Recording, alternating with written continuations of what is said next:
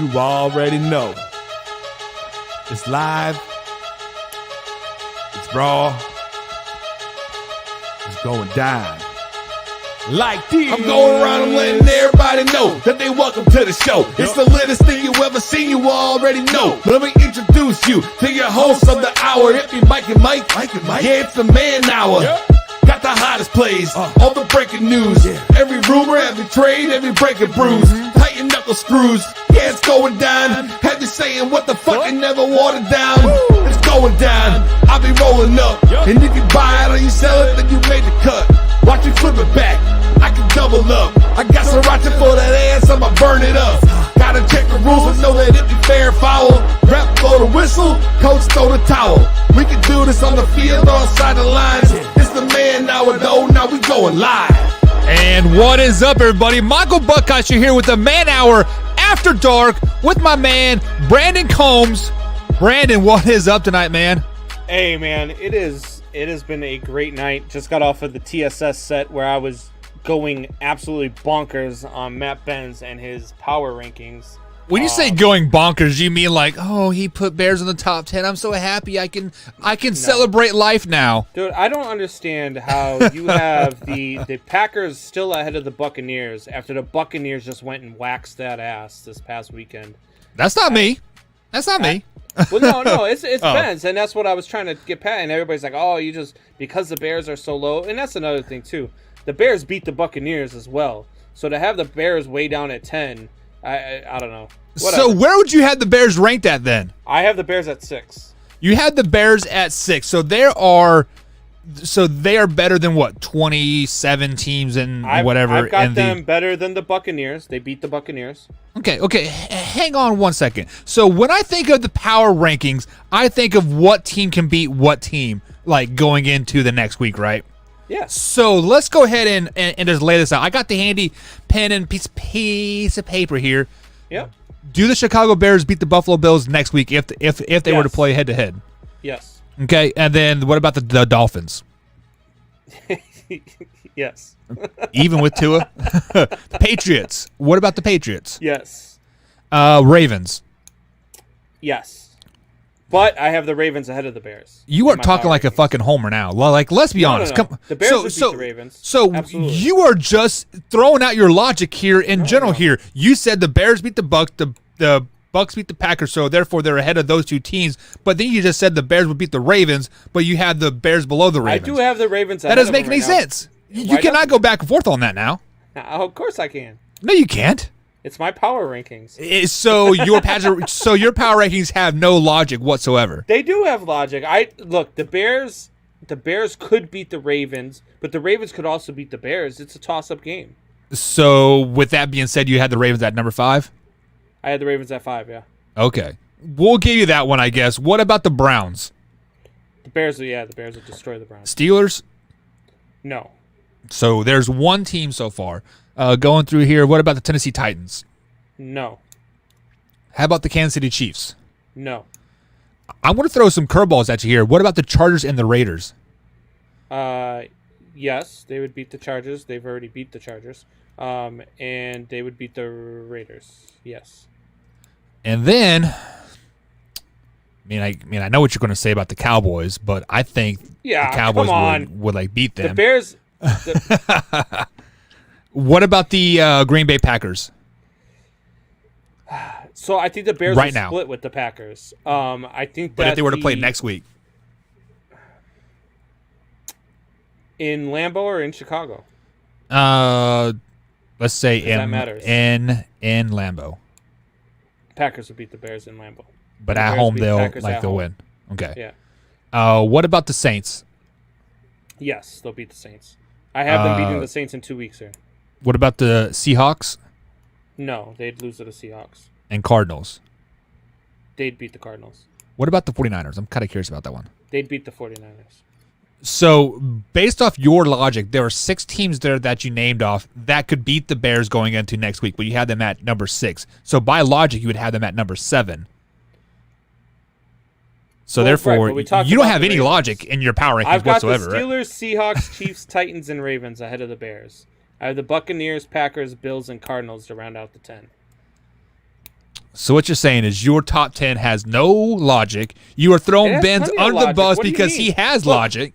I've got the Cardinals at 10. I've got the Bills at 9. The Buccaneers beat the Packers, so they're ahead of them. The Bears beat the Buccaneers, so they're ahead of them. What do you mean? That is perfect logic. How can you have a team? How can you say one team is better? How can you say the Buccaneers are better right now than the Bears? The Bears just beat them last week. Because it's a week-by-week basis. Who can beat who going into the next week? I would lay money on the Buccaneers beating the Bears if they played next week. Why? What would make it different from 2 weeks ago that the Buccaneers would just win now against the Bears? For one, the Bucs are more healthy. Chris Godwin is like his back. Mike Evans has another week nursing Chris that. Godwin had like 7 yards receiving yesterday. He's still back. He's still healthy. Tom Brady threw for under 200 yards yesterday. Okay, or Sunday. Sorry. So I'm not worried about the Buccaneers offense. I am talking about the That's Buccaneers defense. That's what you're worried about when you're playing against the Bears, though. No. You're worried about the Bears defense. When it comes, no. You have to worry about the Bears. Yes, you have to worry about your offense when you go up against them because the Bears only have to score 17 points to win a game. Same with the Bucs. They only score 17 points to win the game. And that's what happened when the Bears and the Bucs played. I mean, it was a low-scoring game. And I think, to me, I take the Bears defense right now over any other defense in the NFC. And I would too, because I think the Bears are better than the Bucs. I don't want to get a little roused out of you. I think the Bucs are highly overrated, to be totally honest with you. But with all that being said, let's go ahead and get into the main topic of today's show. We can talk power rankings all day long, and like how Kansas City Chiefs would be at number one week in and week out, even when they stumble against the Raiders at home. But it doesn't matter. They're still going to win the Super Bowl in 2021. The long-term talk here is always going to be Tom Brady versus Bill Belichick. Who is better? Who needed who? That type of situation.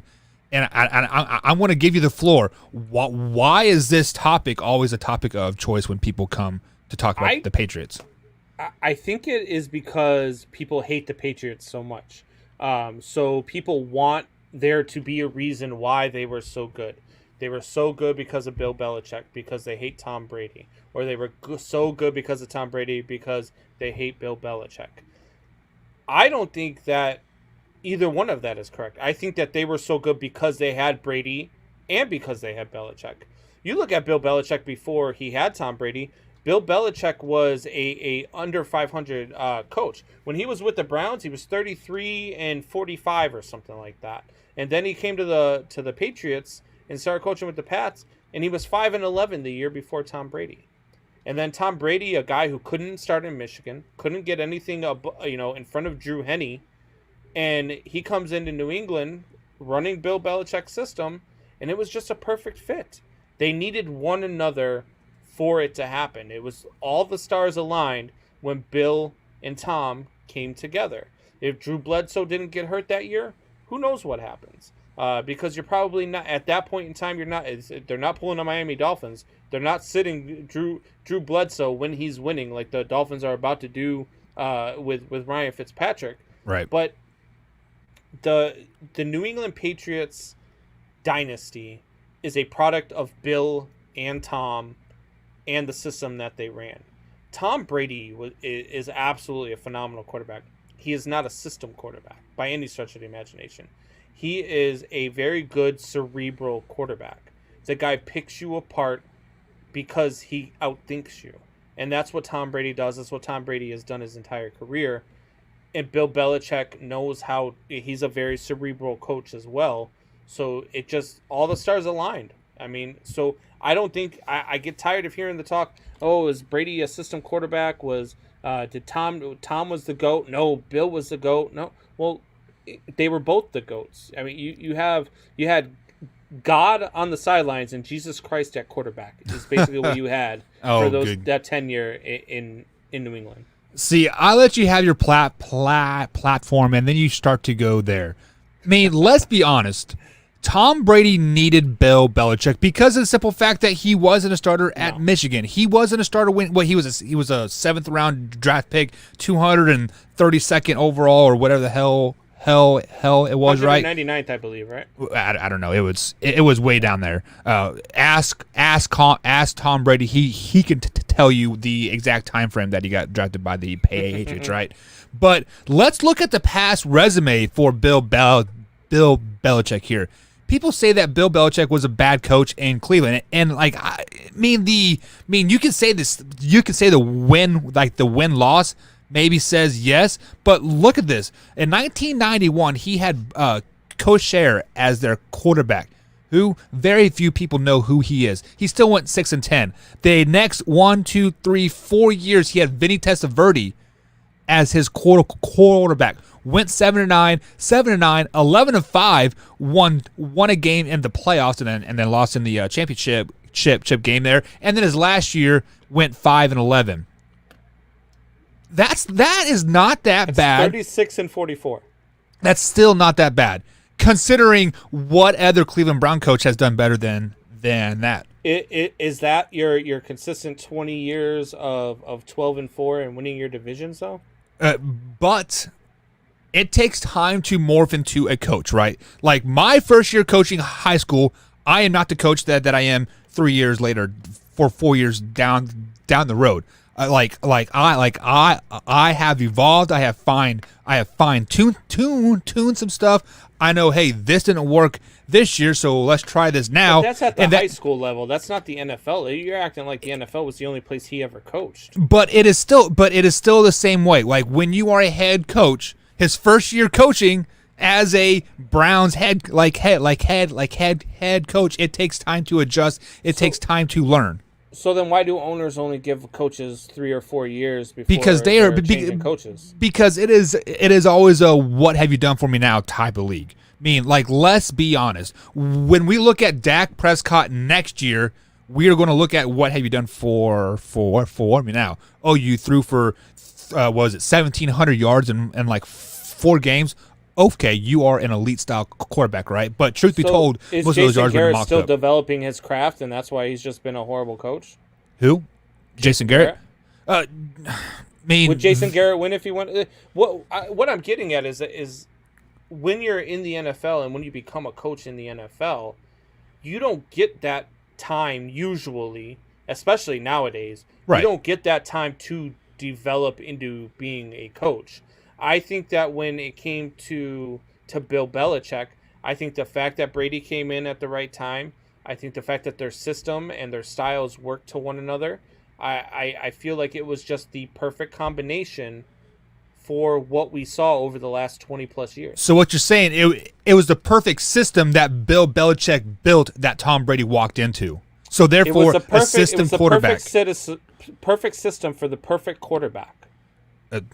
So you are telling me that no other quarterback could have walked into that system and consistently won 10 to 12 games over the next 20 years. You already proved it. He didn't run a different system than he ran in Cleveland. He didn't run a different system than he ran with the Jets. He didn't run a different system than he ran his first year with That is a false statement, because if you look at the quarterback stats those first couple years in Cleveland, they were all 37 to 4,000 yards passing. Tom Brady very rarely got over 3,500 yards in a season. Because you were looking at those stats of games where he was 36-44 in those games. You're going to be passing a lot more when you're down a lot more. Your numbers are going to be inflated because you have to pass the ball more than you run the ball.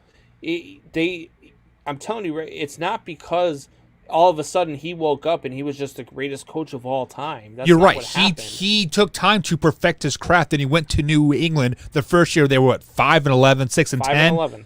5-11. And look at these stats. Imagine this. Let's look at their quarterback stats here. Drew Bledsoe threw for 3,200 yards. That is almost 700 yards less in a losing season than what he did at Cleveland. So you believe that year that he got hurt, the Patriots still win that Super Bowl with Drew Bledsoe as opposed to Tom Brady? Yeah, 100%. I think at that point in time, Drew Bledsoe was better than Tom Brady. That's why he was a starting quarterback, like, obviously. But you get the... Drew Bledsoe was that also the quarterback that always found a way, and we know we have those quarterbacks, always found a way to throw the interception at the perfectly wrong time, and that was Drew Bledsoe. Drew Bledsoe always found a way to lose you a game. They most certainly would not have won that Super Bowl with the Drew Bledsoe. They did win that Super Bowl with the Tom Brady because Tom Brady doesn't make the same mistakes, because Tom Brady was the perfect quarterback inside of the perfect system. You know what? Let me tell you this. On that 2000 team, there was a quarterback by the name of Michael Bishop, second string quarterback from my Kansas State University there. If Bill would have molded Michael Bishop the way he is working with Cam Newton now, you would have saw Michael Vick before Michael Vick was. Michael Bishop was Michael Vick before Michael Vick was Michael Vick. If that makes sense. So with you that, think I'm telling you, that Bill Belichick has evolved as a coach since those first 6 years, and therefore is a system quarterback, and anybody could have walked in there and would have had success. So then why right now is Tom Brady having success in Tampa Bay? Because of the weapons around him. I mean, because John says that the Patriots went 8-8 before Bill went 5 under Pete Carroll, which is a very, very correct statement there. But I'm telling you, Tom Brady is having success in Tampa Bay right now is because of Mike Evans, Chris like they are offensively loaded, and all of Tom Brady's success is due to everybody except Tom Brady, is what you're telling me. I'm not saying that, but I'm saying that if Tom Brady played for, let's say, the Jets, those last 20 years, Tom Brady played for the Jets. Would the Jets have won 6 championships? No, they wouldn't have. Tom Brady plays for the Jets. They're a much better franchise than they have been. I don't think so. Tom Brady, absolutely. What do you like? You're out of your mind. The Jets have had some weapons in the past. The Jets have had some good coaches in the past. The Jets have had wide receivers. I mean, they had Keyshawn Johnson for a little while Tom Brady was in New England. Are you telling me that Rex Ryan running the ball for a little while? Yeah, absolutely. Tom Brady would have absolutely been able to do the same thing. He would have done the same things with those Buffalo Bill teams. No, he wouldn't. Some of those Buffalo Bill teams were very good. If Tom Brady was a quarterback of those Buffalo Bill teams in the 90s, they win 4 Super Bowls instead of lose them. No, they ran into a buzzsaw of all the NFC teams there, like the Cowboys and the 49ers and Packers. No, they were. I mean, the only reason why the Buffalo Bills made it to 4 straight AFC or 4 straight Super Bowls was because the AFC was so weak then. Like, let's be totally honest. I mean, you can say what you want, but if you look back at that time, look at the highlights. The AFC was complete trash. I think just to think that Tom Brady is a system quarterback is a detriment to Tom Brady and what he has done. Tom Brady's the best quarterback to ever step on the field. No, he's not. Tom Brady's done so much more with so much less around him. You're absolutely kidding yourself if you have. So who do you have above Tom Brady, Buck? Peyton Manning. What? Yeah. Think about if Peyton Manning Super Bowls because he couldn't get past Tom Brady 98% of the time. Do you want to know why? Because Bill Belichick knows how to game plan for Peyton Manning. Knows how to game plan for XYZ. I mean, are you telling me that if Peyton Manning does not run into Bill Belichick, not Tom Brady, but Bill Belichick in the playoffs for what, 4 or 5 straight years? He only wins one of those. Tom Brady finds a way to win those games because Tom Brady is Tom Brady. Tom Brady is only Tom Brady because he had Bill Belichick in his corner. No, that's not. Tom Brady is Tom Brady because Bill Belichick was in his corner, just like Bill Belichick is Bill Belichick because Tom Brady was in his corner. No. It was the perfect storm. It was the perfect system with the perfect quarterback. Tom Brady he's not Joe Montana. He didn't have Jerry Rice on his sidelines. He's not freaking any of these other quarterbacks you want to name. Peyton Manning. Like, Tom Brady never had a Reggie Wayne on his team. Right. Tom Brady didn't have those weapons at his, and he still went out and beat those teams. Do you know why he beat those teams? Beat those quarterbacks. Do you know why he beat those teams? Because Bill Belichick. Because of the system that Bill Belichick put in place. Meaning you can plug and play anybody you want, aka a fifth or sixth round 5'7" wide receiver that weighs 110 pounds. You can put him in the system and get him open because it is the Bill Belichick system that makes the players. Think about this: who was the player Brady that says? John Hoffman says Tom Brady would have got the Justice Super Bowl the years that Mark Sanchez could not in the AFC. I agree. Absolutely. See, the problem is we have not seen Tom Brady without Bill Belichick ever. We're seeing it now. We are seeing it now, but let's see what he can do in the playoffs. We saw what happened when there's miscommunication in his ear, right? When there's not a great coach, a great system in place. Tom Brady thinks it's fourth down when it's fifth down, right? Let me ask you a question. How many other quarterbacks would you have said at the age 44, let's see what they can do now? I mean, isn't that like we're still talking about Tom Brady playing at an elite level. Let's see what he could do in the playoffs at 44 years old. Yeah, exactly. What can he do without the system in place that Bill Belichick has put in? We saw what Isn't the fact that he makes the playoffs at 44 without the system, doesn't that go and show you that he's better than what you give him Look credit for? at their schedule for like one. Their schedule they just is in beat their the best team in the NFC that everybody thought. Okay. They just annihilated the Green Bay Packers. Okay. So let's look at the schedule that they have moving forward. The Raiders, probably a win. The Raiders are kind of a trap game. Giants, okay, they play the Saints again. Panthers, Rams, Vikings. Yeah, shitty ass teams. They have 8 more games on their schedule that are I'm so tired of and this is what Ben's came at me with the power. Oh, look at their schedule. In the NFL, I don't care whether you win by 1. I don't care if you win by 20. A win is a win in the NFL, and you beat the teams that are on your schedule. So just like the NFC, it is not their fault that their division is so bad, or that they have played the toughest teams. But they're not beating the teams on their schedule. They're beating the teams inside the division. Hey, they're not beating. It is the teams that are what in front of them, right? Me, like if you really want to play that card, we can play that card all game long. I can put it on my side of the table. You can put it on your side of the table. Just because you say it and then I say it, that means I'm wrong. No, come on now. Like, you cannot take it back and forth just like that. That's absolutely ridiculous. Tom Brady right now at 44 years old does not need to be the Tom Brady that he was at 30 years old.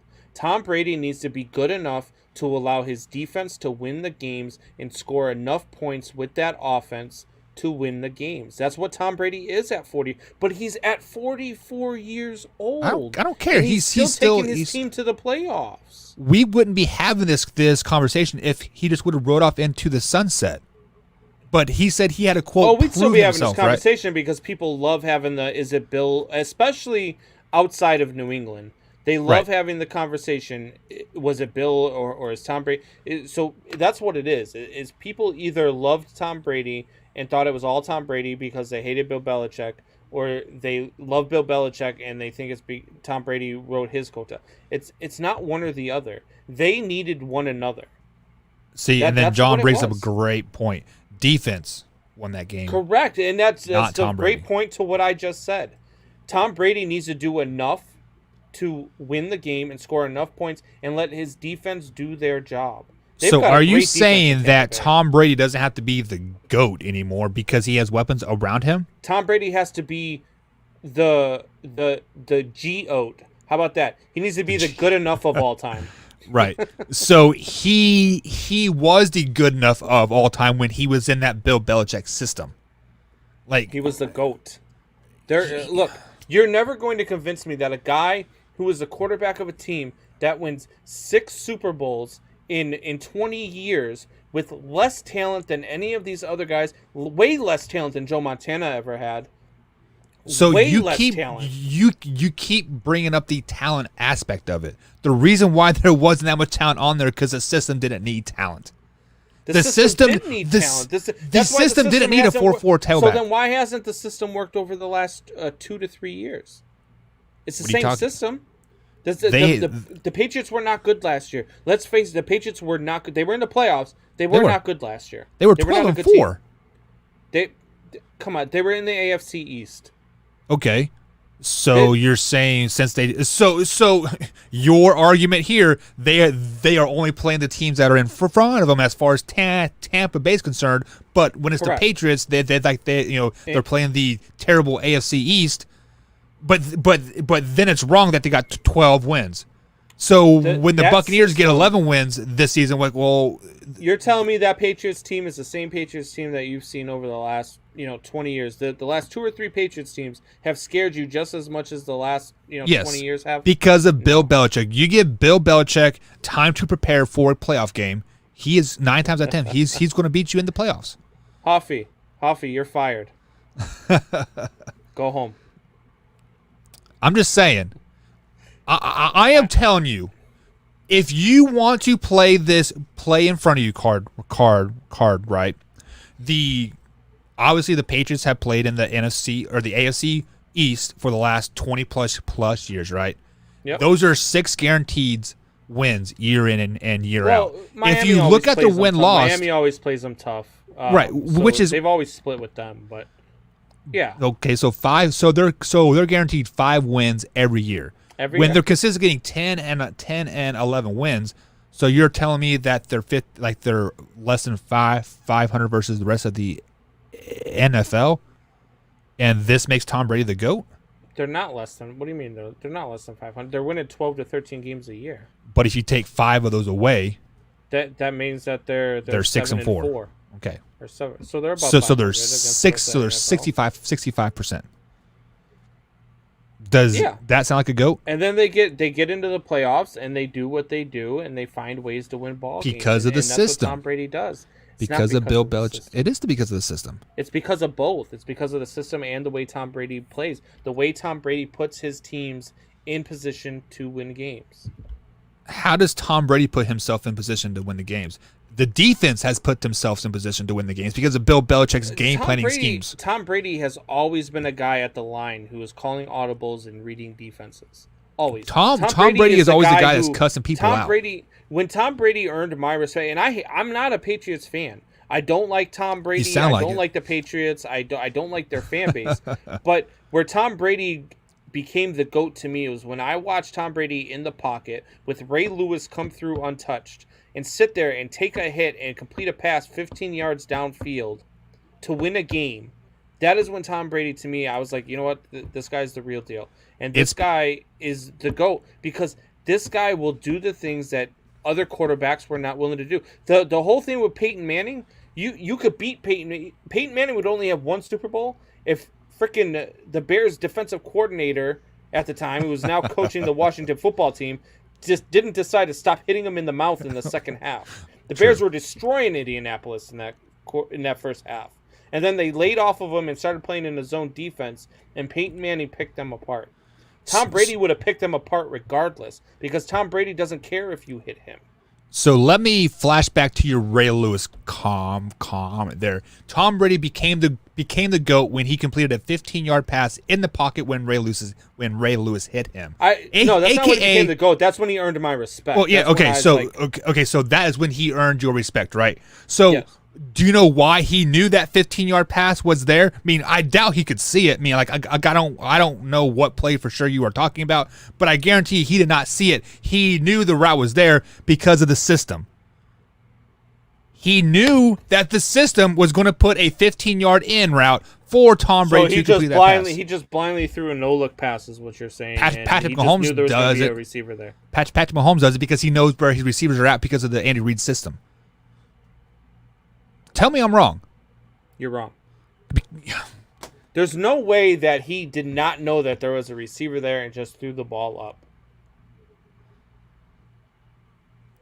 I'm not even going to entertain that comment. There's no way. There's no way he didn't see the receiver running the route and knew where the receiver was going to be. Tom Brady is the ultimate guy of placement of the ball. The ball is always in the right spots at the right time. Always. Because of the system. Do you want to know how receivers get in the right spots at the right time? Because it is drilled in their head in OTAs, in preseason, because they know where to go because of the system. Bill Belichick developed a system to put them into positions to win. Are you telling me that a 7th round wide receiver, 5'7", 110 pounds, just knows where to go? No. Bill Belichick said, "Come here, little buddy. This is where you go." So is that what? So then it in the NFL or in the NFL, you're saying that it's always the system. I'm not saying it's always a system. I'm saying that New why England not? is a Because system. you just said that's why Patrick Mahomes is so good. Yeah, because of the offense that Andy Reid has installed, and I didn't say that is why he is so good. I'm saying that is how he completed that no look pass because of the system that Andy Reid has in place. He knew where he was going to go. He saw the receiver break and he threw a no look pass. It was like a great play, but it's not just because I know the run of the play, so there's going to be a guy right there. I'm just throwing the ball. That's not what he did. He saw the receiver cut. He saw the receiver being where he was going to be. You were trying to take away from the play. It was an amazing play. It was an amazing play. You're the one taking away from it, you dink. You dink. So, Brandon, let's take a little bit of break here. So yeah, we need one. We need one here. We are up against a half-hour mark here. But so just to make this full circle here, why does people always have to talk about if it's Tom Brady or Bill Belichick? Because it makes for conversation just like this, like at the end of the day, and there is no correct answer. Kind of like who is better, LeBron James or Michael Jordan. But there is a correct answer, and that correct answer is Michael Jordan, LeBron James. Out of your mind. All right, guys, we are going to take a quick little break here. On the other side of the break, it is Tua time in Miami. Are they making the wrong choice of Tua time? Mike and Mike, or Man Hour After Dark, Combs and Buck. We'll be right back, guys.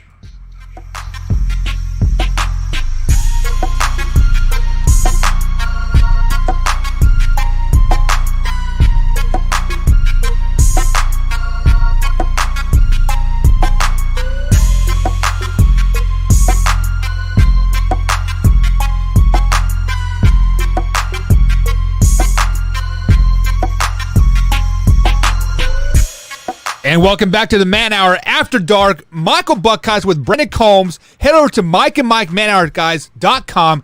Pick up yourself some merchandise, some hoodies, some hats, some dad hats, beanies, all that good stuff. Or just drop a donation for ourselves just so we can, they both suck. I wonder who they're referring to. Is it Bill Belichick and like Tom Brady or LeBron James and Michael Jordan?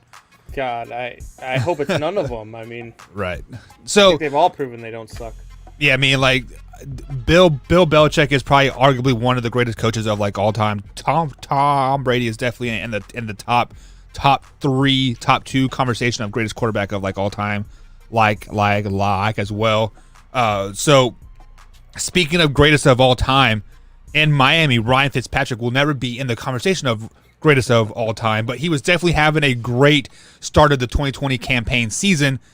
Miami goes into a bye week this week, and they say it's time for Tua. It's Tua time. What the fuck? 1,535 yards, 12 touchdowns in 6 games, and you have your team in second place in the division. Yeah. And they say we're going to your backup. Look, I said this earlier on our show. The reason why I think Ryan Fitzpatrick is so okay with this is because he knows that their next game is against Aaron Donald. And right. he said, you know what? Yeah, let the rookie go out and play. Let's see if his hip is going to hold up. Nope. Because that is...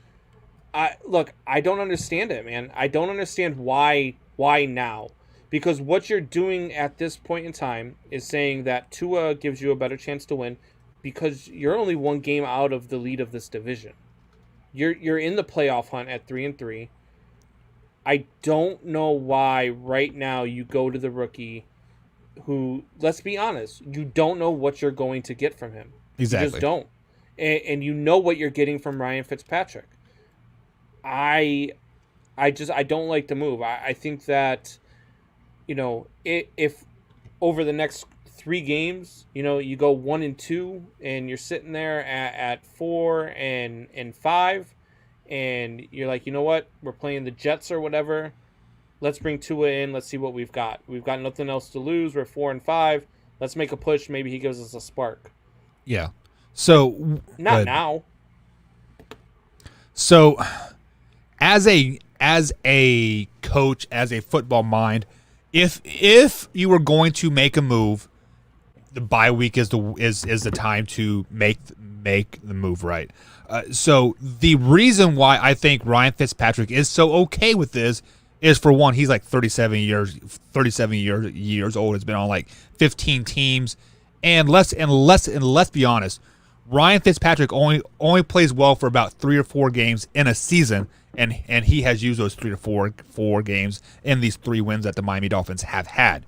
Yeah. With that being said, I think Ryan Flores and the Miami Dolphins went into the season, sat down Tua, sat down Fitzpatrick, and said, "Hey, Fitz, you are going to get us through the 6 or 7 weeks of the season. You are going to get us to the bye week.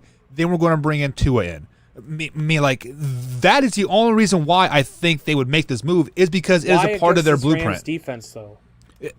Because it is a part of the blueprint. Would you rather have 2 weeks to prepare for the Rams, or do you want 1 week to prepare for the Rams with the new starting quarterback? If you go to Tua, okay, and let's just play, for devil's advocate here.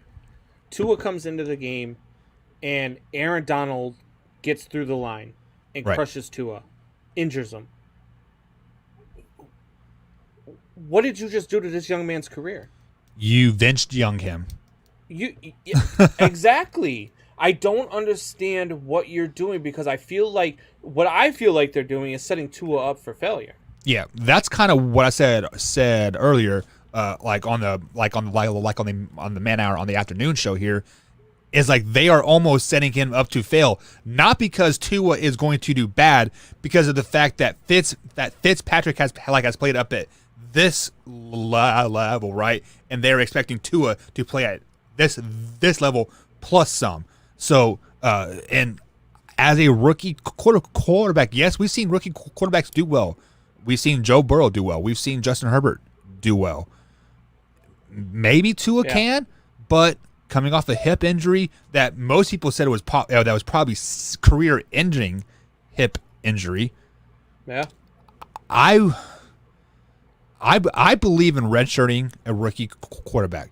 The game moves too fast. There's a lot to learn. The terminology, yada yada yada. I think it depends on the situation. If you're the Jets, if you are a first-round pick, the Giants or something, and you want to see what you got before heading into this next draft, that's different. Yes, that's different. But when you got a chance to win, yeah, absolutely. I have no clue right now what Miami's doing. We had a comment from one of our listeners on our show. I thought was a great comment. It said the Miami Dolphins are just not used to winning. They didn't know how to handle it. And that's why they're going to Tua. They panicked and they're like, we're winning. Oh crap, here we go. Yeah, it is it is kind of like last year when they didn't know how to lose, right? Robert Flores is, I believe, is the coach's name, is the first name. All they had to do was to lose to like the Cincinnati Bengals, like the second to the last week of the season, and then they would have got the first overall pick or something crazy, but they ended up rolling off like 4 straight wins or something crazy to that effect. But yes, winning is a culture, and you have to learn how to win. That is why I said when the Kansas City Chiefs made it to the AFC Championship game the first year that Patrick Mahomes was starting quarterback, that they had to lose that game to win the Super Bowl last year, because you have to learn how to win. So now to bring Tua in this season, looking at the schedule moving forward, it is not very favorable for these games. Like, they play the Rams, a very good Cardinals team, a very underrated Chargers team, a Broncos team that people are sleeping on. They're getting healthy, and then you have the Jets and they have a pretty tough schedule. I would have held Tua out till that Jets game, and then even then you play the Bengals, Chiefs, Patriots, and it's you could beat the Bengals, the Chiefs. The Chiefs would be a learning curve for your young quarterback. I really think that Lies. I really think that you need to hold him out, if not for the rest of the year, at least until that Jets game, because you just put him in a position to, not only are you putting him in a position to not succeed because you're going up against some really good defenses over the next couple of weeks, but you put him in a position where you're in a playoff hunt. Exactly. You're entering him in second place, and if all of a sudden you start losing, like you might have even lost whether Fitzpatrick was the quarterback or not, now you're losing, and now the talk starts. Did you put him in too early? What is Tua going to do? Should you go out and draft a quarterback in the third round? You know what I mean? Like all of this stuff. Nothing good can come from this is what I'm saying. The Dolphins are still the Dolphins. The Dolphins I don't think are very good. I think 3-3 is about what they are. I think they're an 8-8 team, 7-9, 8-8 team. That's what they are. They're a 500 team with or without Tua. But entering him in this spot right now, I just think is a bad move for the kid. I just do. Yeah, and just to add to your point there, I mean, they are in a division hunt. Look, I mean, like we named who they have coming up. In a very winnable division. Yeah, and look who the Buffalo Bills have coming up. Yes, they play the Jets complete trash, right? But then they play the Patriots, Seahawks, Cardinals, Chargers, 49ers, Steelers, and then the Broncos, Patriots, and they end the season at Miami. Very winnable. That's a tough division. Schedule. Yes. Yeah. Very tough. So I mean, like, it would not surprise me if the winner of this division did come out at 8-8. And you said Miami Dolphins are an 8-8 team. I mean, if you win one game here, one game there, with Ryan Fitzpatrick in there, hell, what do you measure success? Do you measure success of being 8-8 and making the playoffs, or do you measure success as 8-8 missing the playoffs? Say over the next 4 weeks, okay, they're 2-2 with Tua, okay, so that puts them at 5-5, right? Okay, and the Bills have struggled and they've only won 2 out of 4, okay, so they're at 6-5, a game ahead of you, and you're at 2-2. Do you go back to Fitzpatrick? Because at that point, you've got a legitimate chance late in the season to make a playoff run, and Tua is playing subpar ball at 2-2. Well, it depends what hat you want me to put on here. Do you want me to put on my coach's hat, or do you want me to put on my fandom hat? Because as a coach's hat, once you bench a starting quarterback, you cannot go back to that unless there's injury. Quarterback. Well, yeah, and but you cannot go back to the change that you made, because if you do that, you will lose the team. That means you are second guessing yourself 100%. Just like if the Chicago Bears said, Foles, you went 2-2. It is time to go back to Mitch, right? I mean, you as a fan, you'd be like, what the hell, right? Fuck you, coach, yada, yada, yada, right? Yeah. But then as a fan, you're like, hey, Ryan Fitzpatrick led us to a 3-3 team, killed the 49ers, killed the who they play. Like some really good numbers. Yeah. I think he's like 4th in the league in passing. Yeah, so I as if I was a Miami Dolphins fan, and I would love to, because like I'd be talking to Coach Tip here on the Man Hour AM coming up here next week. I would be interested to see how he feels about that change as a fan, because when you see your quarterback putting up those type of numbers and you make a change, you expect the change to do better, right? That is why you're making a change. I get because at the Bears were 2-0, and I was screaming for Nick Foles. But I was screaming that they were at 2-0, and I was like, we need to change that quarterback. We need to change that quarterback. And the Dolphins are 3-3. Big difference. The Nobody Bears was screaming though either. The quarterback play was subpar. The Dolphins are 3-3, and their quarterback is playing really, really well through 6 games. I agree.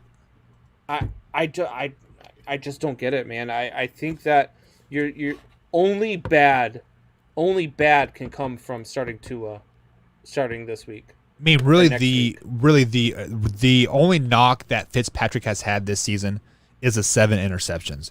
They've been pretty ugly interceptions. but he still has 1,500 yards with 3 wins, with two blowout wins. So think about his yardage. What it could have been. It's the Jameis Winston effect. I mean, people were all down on Jameis Winston last year for the 30 interceptions. He was also the only quarterback in the league that threw for 5,000 yards and 30. He was also playing from behind a lot, right? Yeah. Like, let's be honest. So yeah.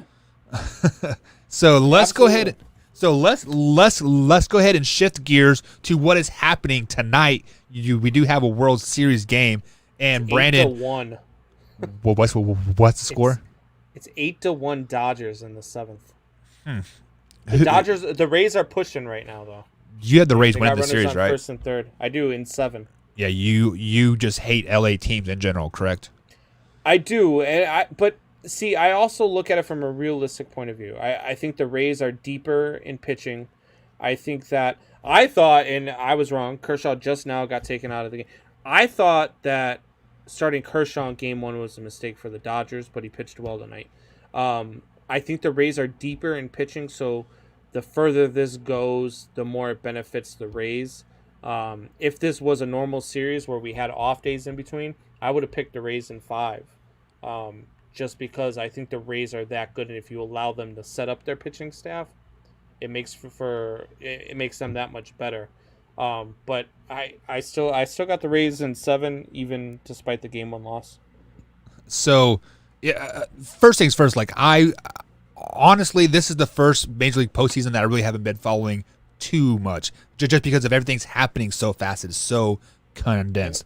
Like, are they doing this back-to-back stuff because of the COVID stuff, or because of just to get it done and over Yeah, with? because of COVID, they had a timeline to get the season in by with the Players Association and the agreement. They had to have the season over by a certain time, and so they put this in effect. They did not know, the players didn't know until after the trade deadline, though, that there was going to be no off days in the playoffs. Which pissed a lot of teams off because they were like, well, maybe we would have made some different moves had we known we were going to go in October with no. But I like it because as a baseball fan, I'll watch every single game. And we have baseball every day. Like the World Series is every day. There's no off day. It's baseball, baseball, baseball. So I've loved every minute of the playoffs. I do feel like not having the off days, though, does hurt some teams and benefit other teams. I think that it really hurt both teams in the LCS. I think the Braves lost because there were no off days. They ran out of pitching and they weren't able to reset their staff. And the Rays almost lost because of the same reason. Even as deep as they are in pitching, they were tired. They were using all their pitching every night to get through that series, and they finally broke through in Game 7. But yeah, I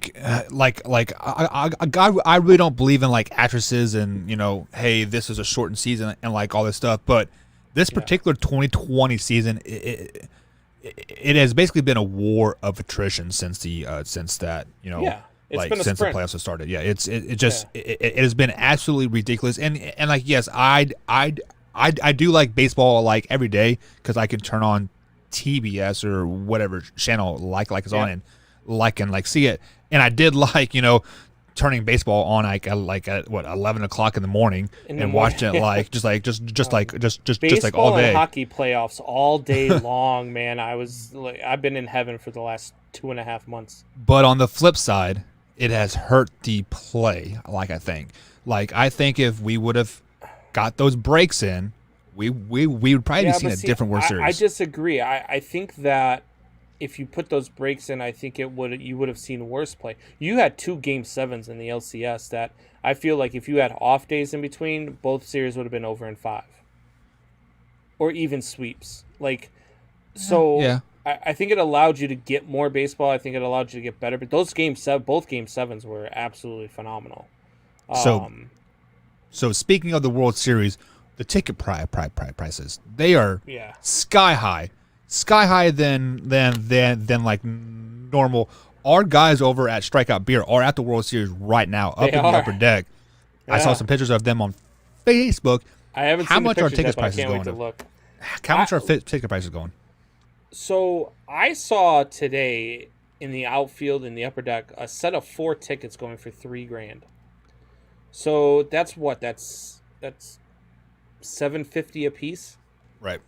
In the upper deck, For me, if you're baseball and you're only selling 11,000 seats, and you're doing this on a field that's a neutral field for both teams, and you want the fans of these teams to travel, you've got to figure out something with these ticket prices. I mean, this isn't a corporate World Series. You get to your Super Bowls and your World Series, a lot of times ticket prices are high, but you've got a lot of corporate sponsors that are going to these events. Right. That's not what's happening here. The only ones going to these events are going to be your fans.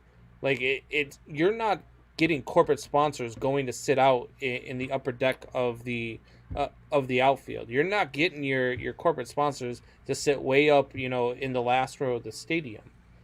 So to sell these tickets at so high of a price, I think the lowest ticket price is like $400 a piece. Which is $400 a piece. Which is crazy because you're looking at a 3-hour game. You are going to want some food. You're going to want a beer. You're probably looking at like a $600 like you're going to spend there easily with parking and everything else. I'm a baseball guy. I mean, you know how much I love this game. Yeah. And if the Cubs were in the World Series right now, and I love my Cubbies, man. I live and die with that team. But if they were in the World Series right now and I lived in Texas, I'd be watching the game at home. I'm not paying $400 to go watch a game. I could take that $400 and throw a freaking raging party at my house. Right. to watch the game. Like, I'm not doing that. It's absolutely insane when I see ticket prices that high. I don't understand it whatsoever. And to add on the flip side of that, they're only allowing 20% of fans into the stadium anyways. 11,000 tickets per game. And you said you had some friends that went to the Houston, Texas game, right? When they had 5,000 people in there, and they said it was the worst experience of their whole entire life. So why are you going to spend $500 to go on an upper deck?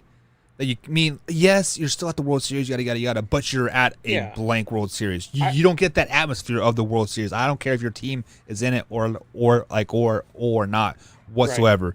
These ticket prices are out of their minds. Even when the Royals went to the first World Series in 30 plus years, tickets behind home plate were only going for like $5,000 or $6,000. I just pulled up ticket stub here. Tickets behind home plate, $13,500 for one. So, I mean, that's absolutely insane. I feel like going to this year's World Series is kind of just like flexing on people. How do you feel about going to NFL games? Would you go to a Kansas City Chiefs game in December to just sit there, or would you rather go to the bar and watch it with your friends, or go to watch it at somebody's house? If Arrowhead is still only allowing like 10,000 people, in a normal year, in a normal year, I'd be at Arrowhead Stadium in a heartbeat. Me and Cindy try to go every year. Yeah, I'm not that guy. Like, I would much rather. I'm not gonna go sit there in sub-zero temperatures to watch a football game for 3 hours. So the deal about Arrowhead is you don't go there for the game. You go there for the pregame party and the postgame party. That's football. Yeah, well, every stadium. But I'm saying, Kansas City, hands down, has the best tailgating out there. You can literally come there starving, and weighing like 100 pounds. You can leave. You can walk into the stadium with 7 pounds of barbecue ribs in this hand, some coleslaw in like this hand, and you're gonna weigh 200 pounds. Everybody is giving you food, feeding you food. By far the best atmosphere ever. And the fact that is, yes, it is sub-freezing temperatures, yada, yada, yada. Now, if they're playing somebody like the Jets, I'd probably not want to go. But usually in late December, they're playing a division opponent, and we hate the ponies. So, but to answer your question, it's all about who they're playing. I just couldn't. I couldn't do it. It's just not like, I don't know. I'd much rather just be at a friend's house. If it's an indoor stadium, I might go to a game in December. Like, if we're going let me ask you this. Soldier Field, obviously bitter ass cold in December because of that wind coming off the lake. They are 10-6 playing they are 10-5 playing the 10-5 Green Bay Packers. They're at Soldier Field. The winner of this game wins division, get into the playoffs, do you go to that game? Catch me at Buffalo Wild Wings. Catch you at Buffalo Wild Wings. That's, I mean, look, it's not my, like, Yeah. I'm not going to have fun I'm not a fan of the cold weather. Like, I don't like cold weather at all. So I don't mind it one way or the other. that's why I hated New England so much when I lived there. Like, it's just always so brutally cold.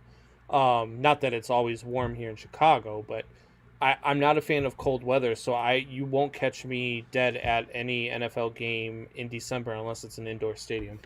Yeah, which maybe so. One of the best games that I went to was the Detroit Lions game versus the Kansas City Chiefs last year. Mm-hmm. One of the best atmospheres that I've been to in like a while. Like it was just a lot of fun here. But this is a good conversation that we could have. What is the best city to go to a game to? John or Hafi says Buffalo will put you to shame. Why? Because they do backflips off the tables and they hurt themselves. Like you guys are got idiots. Some crazy. You guys are stupid up there. I've been to every stadium in baseball except for 5. I've seen games at every stadium. I haven't been to either of the Florida games or Florida stadiums, and I haven't been to the 3 new stadiums in the league. So I've seen a lot of different fan bases. I still say Chicago, Boston, and New York are the 3 best fan bases around. And I can't speak that because I haven't been to any of those cities. So yeah, so all 3 of them, man, they're just so passionate about their teams. And I mean, it's really everywhere you go, you're gonna find your passionate fans that are passionate about their home teams. Right. But they those 3 cities, watching games at Wrigley, Fenway, I've been to Citi Field and Yankee Stadium, and the atmosphere is just amazing. When you go to a Yankees game, man, in the first inning, and they're up there and they're chanting every fielder's name before a game, like it's just it's chills. Like you watch it and you get chills.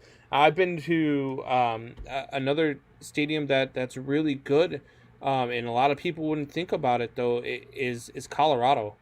The Rockies, man. Yeah, they've got a fun fan base, and their stadium is beautiful. Is there so fun because they're in Colorado? If you catch my drift. No. Maybe now. Yeah, maybe. Now. So John over here on our Facebook page brings up a good point. I would rather watch any sporting event on TV. No line to the bathroom, and the beer's cheaper. All great points. And I think, honestly, any sport on TV is just the production value is it's just really good. Like you get listening to Tony Romo on CBS. Like you gain so much knowledge about the game if you actually sit down and listen to him. I went and saw the Cubs and Red Sox play a couple years back, and I was on the Green Monster for the game. And I went to go buy a round of beers for me and my friends. There were 6 of us there, and I almost freaking choked when the guy's like $72 for 6 beers for a 6-pack, $72. Oh my god! 5,000% markup on that thing. So yeah. But guys, that's going to be it for the After Hours tonight. Join us next time on the After Hours. However, starting November 2nd, in a couple weeks, we're going to strictly be on YouTube. If you head over to the Mike and Mike Man Hour YouTube page, we'll be right there on the After Hours on that YouTube page. So also, next Wednesday, Combs, we are going to have LeBlanc and Tip on here because we are giving away the $100 Amazon gift card. So we have hit that 500 like mark on the Facebook page, and we're going to enter the people into the raffle. So we're going to give away that $100 Amazon gift card. If you're curious of how Nolan Ryan thing with Wayne G, let's do that Thursday. All right. Does that sound good? Thursday. Sounds good. Is Nolan Ryan a top 10 pitcher of all time? Nope. All right, guys. That is the Man Hour After Dark. Catch us next time, next Thursday, for Combs and Buck. Have a good night, guys. Later. You already know. It's live. It's raw.